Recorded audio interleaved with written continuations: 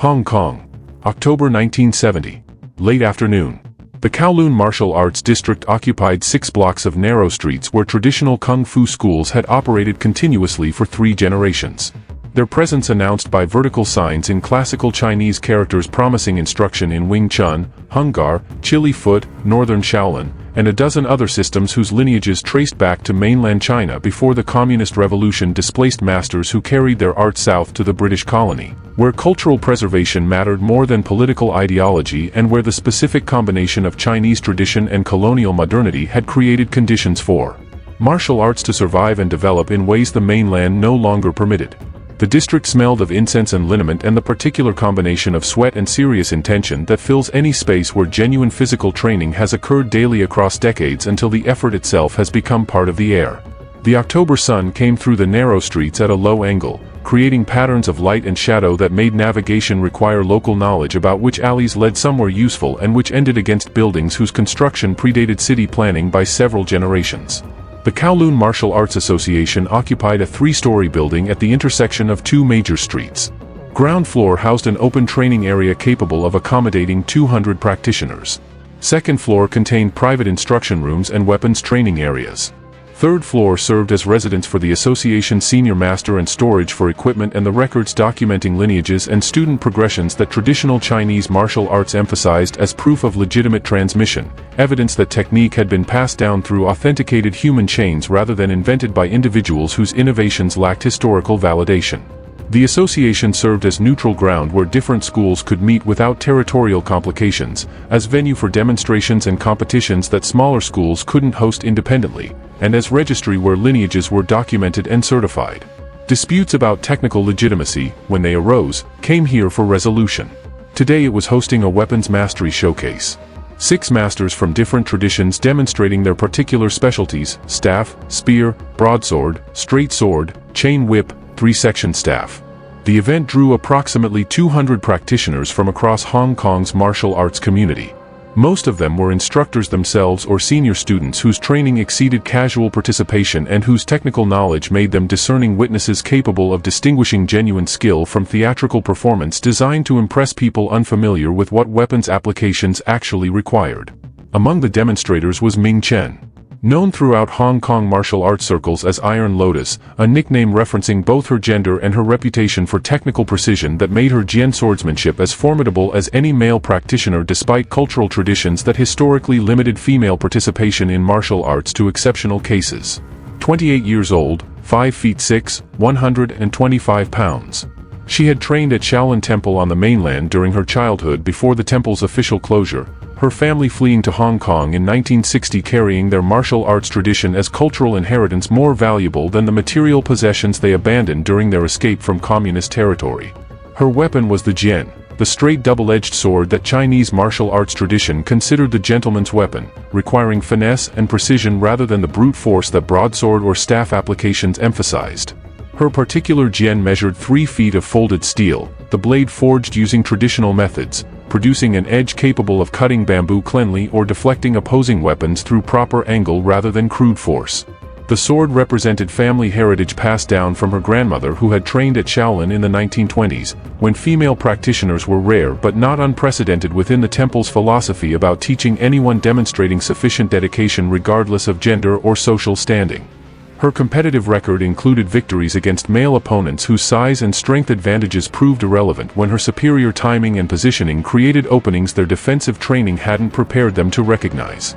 Her teaching attracted students from across the territory, women primarily, but also men whose respect for technical mastery exceeded cultural prejudices about learning from a female instructor whose capabilities clearly surpassed their own.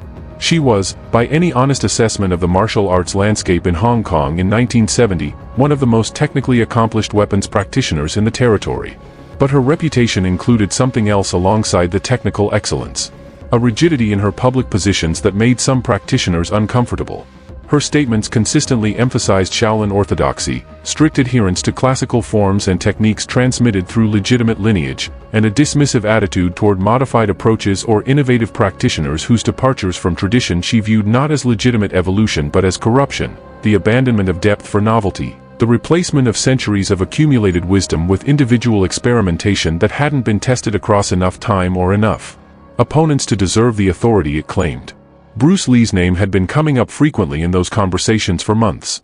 His return to Hong Kong after years in America, his growing film industry involvement, his Jeet Kune Do philosophy explicitly rejecting traditional forms and the style boundaries she considered essential to martial arts integrity, all of it created friction with her understanding of what proper transmission required. She had not met him. She had formed her opinion from his public statements and from the philosophical implications of an approach that dismissed the very foundations she had built her life on.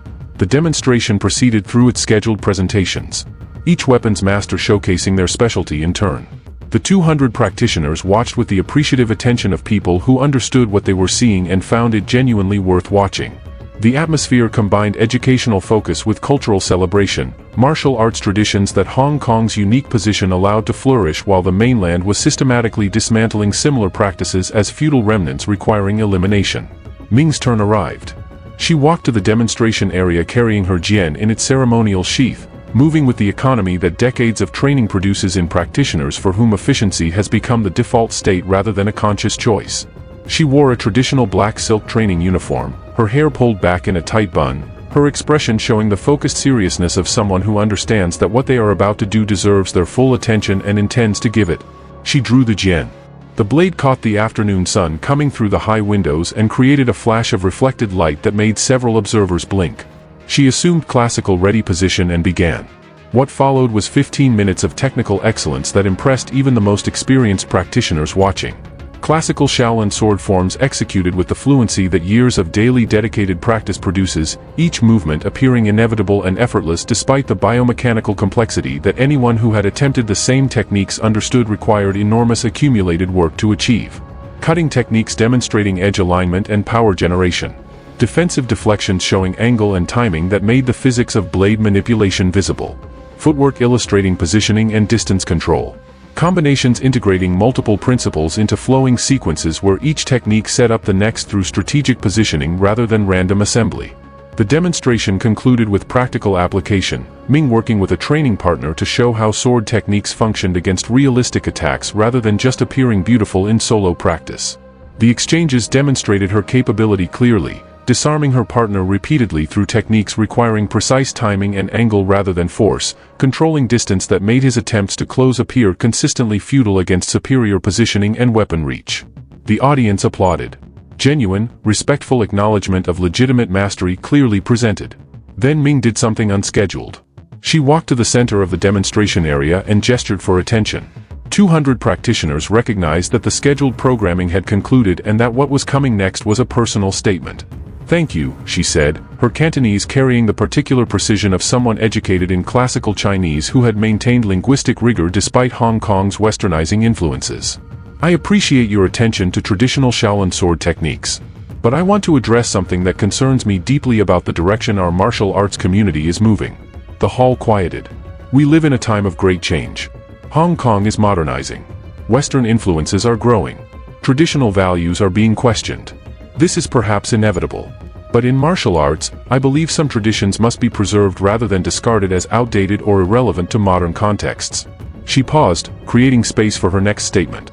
"Recently, I have heard much discussion about Bruce Lee, the martial artist who went to America, studied Western boxing and fencing, returned claiming he has created a superior fighting system by abandoning traditional forms and classical techniques that masters refined over centuries.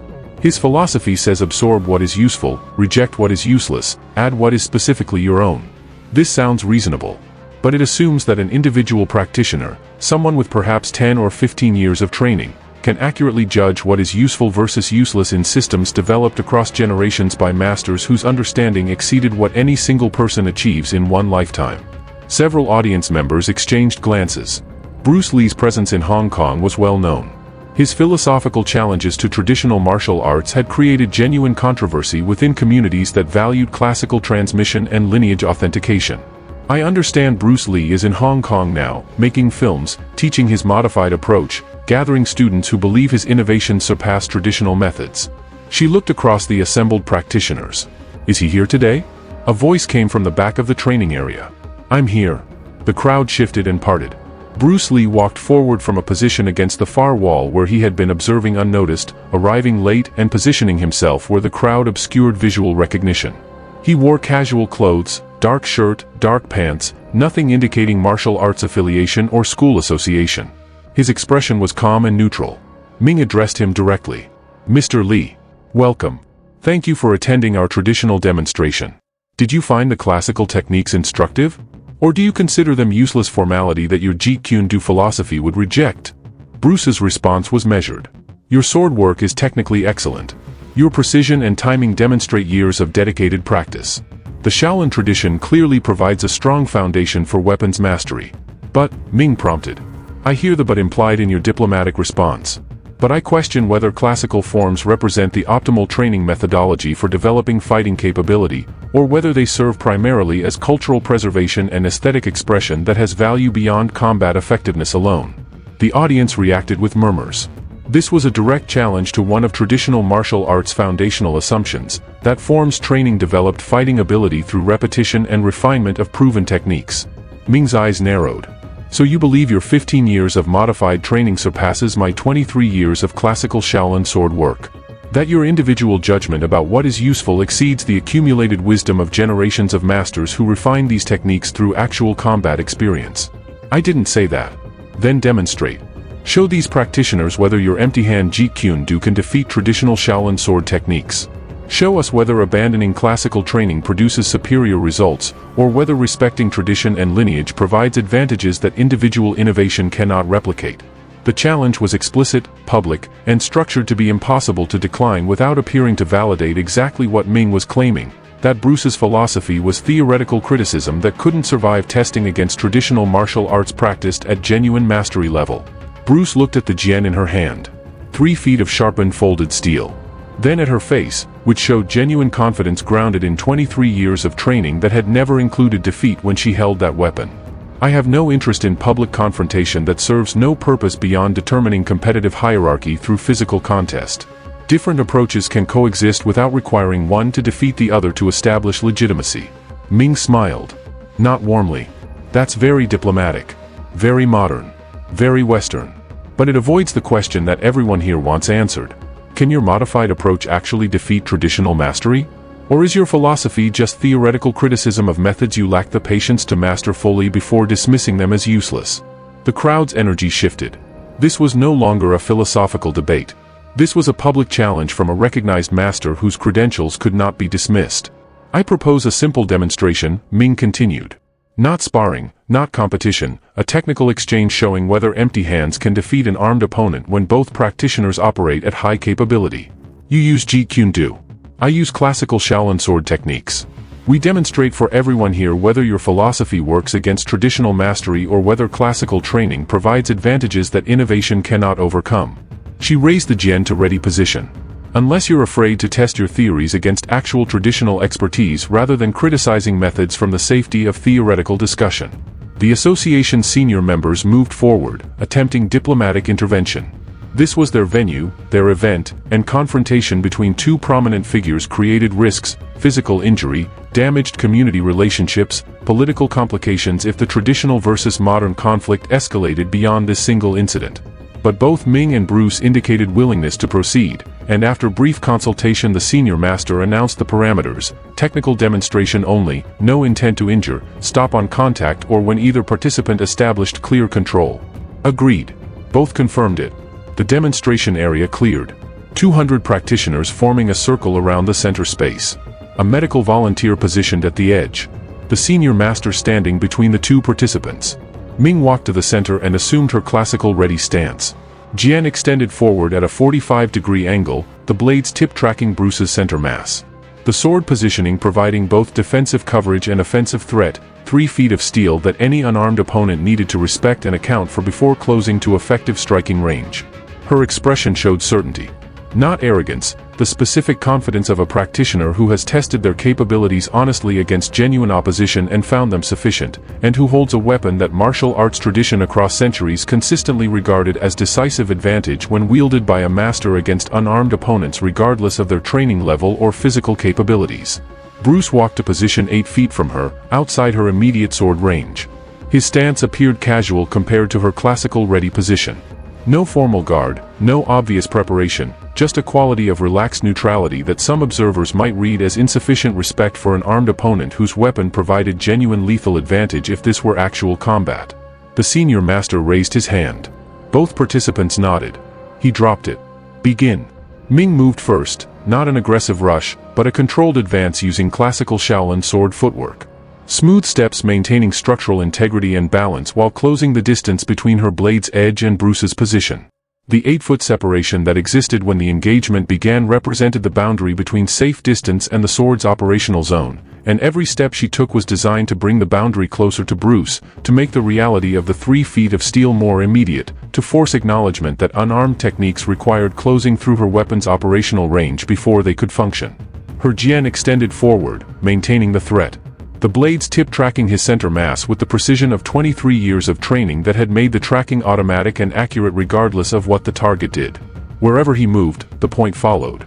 The message delivered constantly and clearly, any attempt to close distance would encounter sharp steel before his empty hands could reach effective range. 2 seconds elapsed. Bruce's positioning shifted. Minimal lateral movement. Not backward retreat acknowledging the weapon's advantage, not the response that her forward advance was designed to produce, not the gradual compression of his options that would eventually place his back against the boundary of the space and leave him nowhere to go except into her blade's operational range on her terms. Not aggressive forward commitment attempting to close directly through the obvious danger. A subtle angle change that altered the geometric relationship between his body and her blade in ways that classical sword training hadn't specifically designed its defensive framework to address, because classical sword training prepared practitioners to handle the 2 responses that unarmed opponents conventionally employed, retreat or direct advance. Ming adjusted. Her sword work was technically perfect, maintaining distance and controlling the center line, preventing Bruce from establishing the angle that would allow safe entry past her guard. Her training included extensive practice against empty-hand opponents attempting various strategies for overcoming weapon advantage, and none of them had succeeded when she maintained proper positioning and distance control. The classical techniques were designed around the reality that armed practitioners who controlled distance and angle controlled the fight entirely. 4 seconds.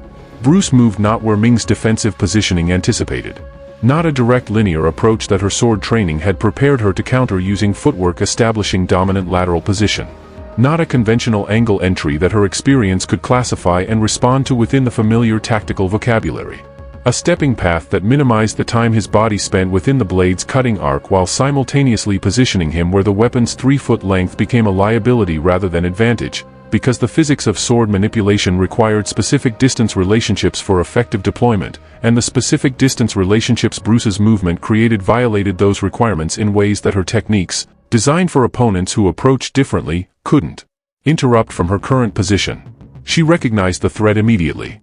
Her training included extensive work against unorthodox attacks, and 23 years had given her extensive experience with practitioners attempting to surprise her through unconventional approaches. She adjusted her sword angle, attempted to re-establish the dominant position that weapon reach should guarantee against empty-hand opponents regardless of their footwork sophistication or their departure from conventional approach patterns. But Bruce's movement continued through a sequence she couldn't predict from classical training experience, because the sequence operated according to principles that her training framework hadn't specifically modeled. His hands were moving now, not toward her body where the sword could intercept, not toward the obvious targets that her defensive training prepared her to protect, but toward specific points on the weapon itself. Toward the flat of the blade near the guard. 6 seconds. His left hand made contact with the flat of the sword, not grabbing the edge, which would result in severe cuts regardless of technique or intention, but making contact with the steel's width near the guard where the surface provided area for pressure application without edge danger.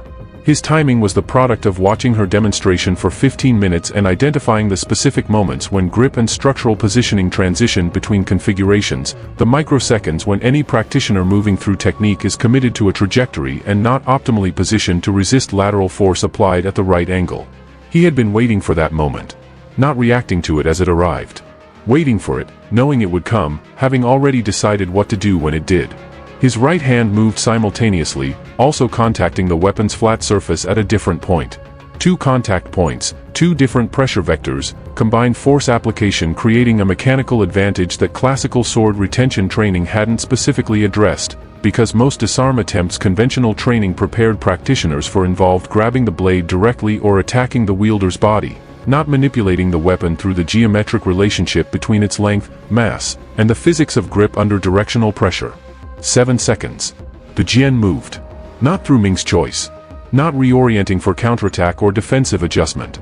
Moving through the specific loss of control that Bruce's dual pressure application created by overcoming her grip strength and structural positioning through leverage that multiplied his applied force beyond what her retention training had been designed to resist, because the weapon's own length and mass were being used against the grip holding it rather than for the purposes the wielder intended. The sword left her hands. Not a violent disarm that might injure through excessive force. A controlled technique that used the weapon's own physics against the retention methods her classical training emphasized, methods designed for the attacks her training had modeled, not for the approach Bruce had just employed with the calm precision of someone who had identified a structural gap and filled it with exactly the amount of force the gap required. The Jian was in the air, rotating slowly. 3 feet of folded steel, no longer under anyone's control, catching the afternoon light as it turned. Bruce's left hand extended and caught it. Caught it perfectly. Grip positioned correctly, balance point centered, blade orientation proper.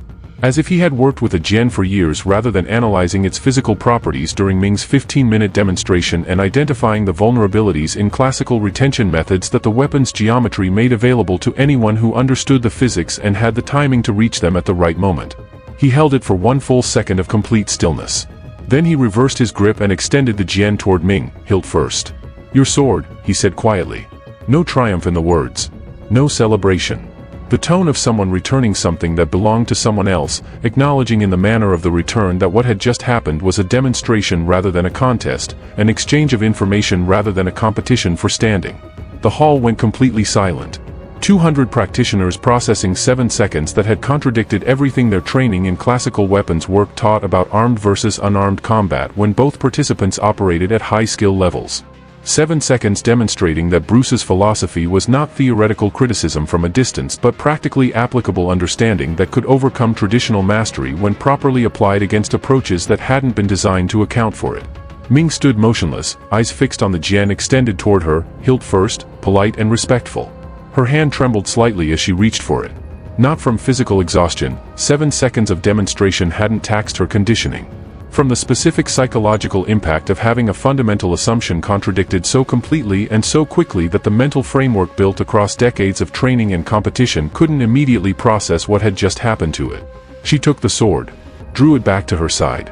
The familiar weight and balance providing no comfort, because the weapon's presence now reminded her that possession didn't guarantee advantage when the person across from you understood the physics of the weapon as well as or better than you did and had the timing to reach the structural vulnerabilities that the weapon's own geometry created. How? Her voice came out quieter than intended. The confident authority from 5 minutes earlier entirely absent. I've trained 23 years. I've defeated every challenger who faced me with this weapon. I've studied classical techniques transmitted through legitimate Shaolin lineage. How did you disarm me in 7 seconds? Bruce's response carried the tone of someone explaining something important without condescension, sharing understanding rather than establishing superiority. Your sword work is technically excellent. The classical Shaolin techniques you demonstrated are legitimate and genuinely effective. What happened doesn't invalidate your training or prove traditional methods are inadequate. He paused, ensuring the room heard what followed.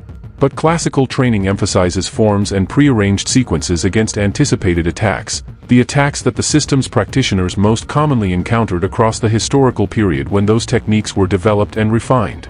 Your retention practice almost certainly involved opponents grabbing the blade directly, attacking your body, or attempting conventional empty-hand approaches that classical sword combat assumed opponents would employ.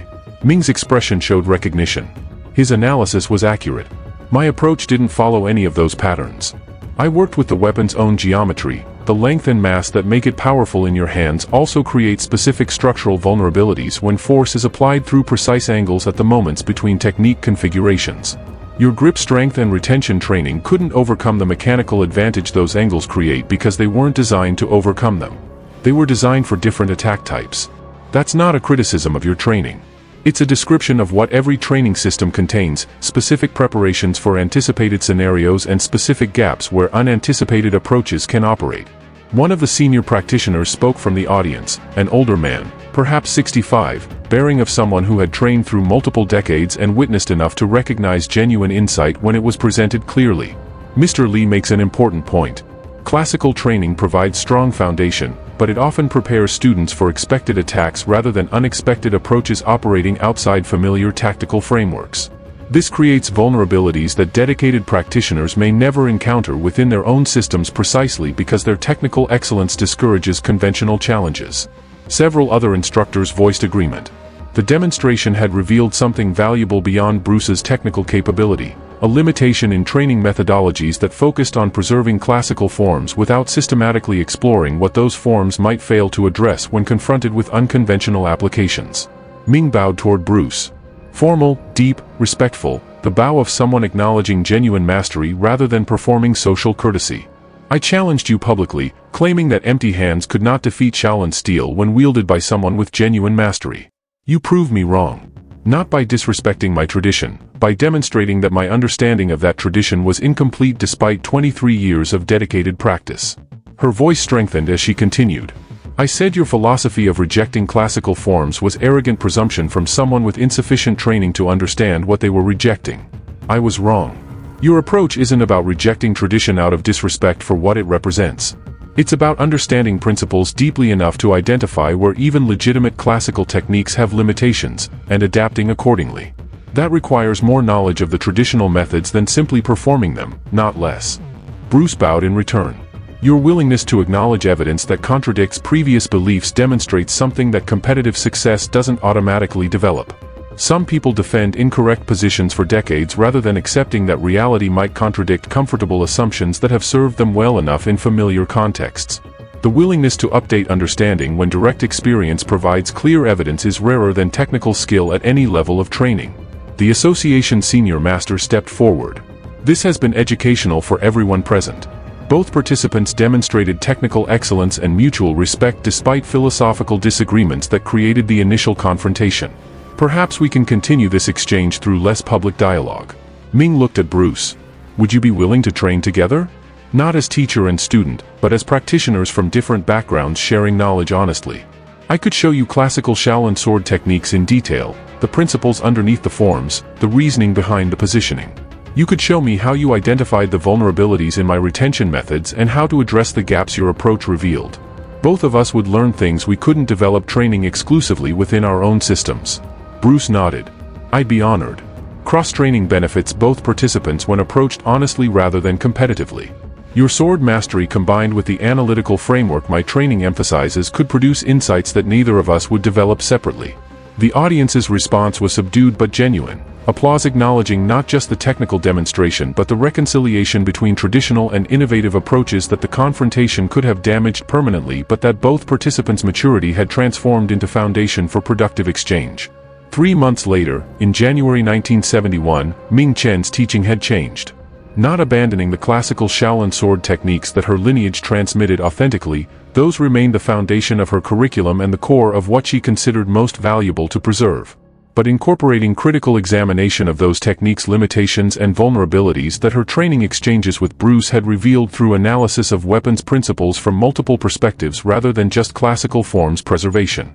Her students noticed immediately. The instructor who had insisted on rigid adherence to classical forms was now encouraging them to question techniques, to explore applications beyond choreographed sequences, to test against unconventional attacks that traditional training hadn't specifically addressed. Her retention defense training now included segments showing how to protect against the geometric pressure applications Bruce had used against her, practice that benefited from his willingness to share the specific technical details about angle and timing and contact point selection that made the approach effective despite 23 years of her classical training. The transformation extended beyond the technical curriculum. Her public statements about traditional versus modern martial arts had shifted from defensive rigidity toward a more nuanced position. Different approaches serving different purposes, classical training providing irreplaceable foundation and cultural connection while remaining incomplete without honest examination of what it prepared practitioners for and what it left unaddressed. In an interview with a Hong Kong martial arts publication she said, "I challenged Bruce Lee publicly claiming empty hands couldn't defeat Shaolin steel. I was defeated in 7 seconds. This wasn't the result of inadequate traditional training. My Shaolin foundation is genuine and the techniques it transmitted are legitimately effective. But traditional training prepared me for expected attacks rather than unexpected approaches." Bruce didn't disrespect my tradition by identifying that gap. He understood it well enough to work within it. That required more knowledge of classical methods than dismissing them, not less. She paused before continuing. I said his philosophy was arrogant presumption from someone who hadn't mastered what he was criticizing. What the demonstration showed me was that his understanding of traditional weapons principles was deeper than mine in at least one specific way. He understood the physical vulnerabilities that the classical techniques didn't address, which required understanding the classical techniques thoroughly enough to see beyond them. That's not arrogance. That's the next step in genuine mastery that I hadn't taken because my training environment never required it. Her relationship with Bruce developed into a genuine training partnership when both schedules allowed. She demonstrated classical techniques in detail, explaining the principles underlying the forms rather than just performing them. He analyzed the biomechanical structures, identified where applications created vulnerabilities, and suggested adaptations that addressed gaps without abandoning the cultural and aesthetic value of the classical material. The exchange produced insights that benefited both practitioners in ways that training exclusively within their own systems could not have generated. Several of Hong Kong's traditional martial arts schools modified their curricula in response to what the demonstration had illustrated, incorporating more testing against practitioners from different stylistic backgrounds, emphasizing the analytical examination of classical techniques alongside their preservation, teaching students that lineage authentication and genuine effectiveness were related but not identical, and that honest testing revealed things about both that comfortable assumption within familiar contexts could not. Female practitioners in Hong Kong followed Ming's example with particular attention. She had challenged a male practitioner from a position of genuine mastery rather than seeking validation through male approval. She had been defeated honestly and responded with dignity and growth rather than defensive rationalization. She had maintained her teaching authority while acknowledging areas requiring development and had become an advocate for critical examination within tradition rather than simply abandoning heritage to follow innovation. After Bruce's death in July 1973, Ming became one of the most credible defenders of his technical legitimacy to audiences who might otherwise have been inclined to dismiss his film career and philosophical statements as theatrical rather than functional. She could make the case with the authority of someone who had tried to prove his philosophy was theoretical and had been corrected in 7 seconds in front of 200 witnesses. She said, in demonstrations and seminars across the years that followed, he defeated me fairly using empty hands against a sword I had trained with for 23 years. This was not cooperative demonstration. It was an honest test in front of 200 traditional practitioners who understood exactly what they were watching.